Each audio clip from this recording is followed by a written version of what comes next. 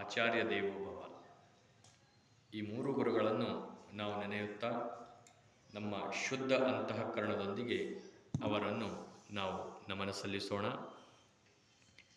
ಹೇಳ್ರೆಲ್ಲರೂ. ಮಾತ್ರ ದೇವೋ ಭವ, ಪಿತೃ ದೇವೋ ಭವ, ಆಚಾರ್ಯ ದೇವೋ ಭವ, ಮಾತ್ರ ದೇವೋ ಭವ, ಪಿತೃ ದೇವೋ ಭವ, ಆಚಾರ್ಯ ದೇವೋ ಭವ.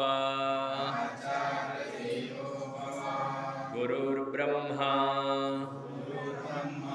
ಗುರುರ್ವಿಷ್ಣು ಗುರುರ್ದೇವೋ ಮಹೇಶ್ವರಃ ಗುರು ಸಾಕ್ಷಾತ್ ಪರಬ್ರಹ್ಮ ತಸ್ಮೈ ಶ್ರೀ ಗುರವೇ ನಮಃ.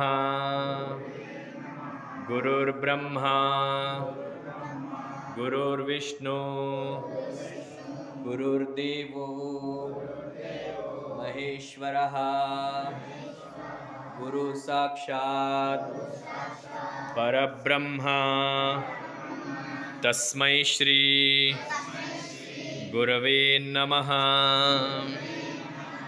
ಓಂ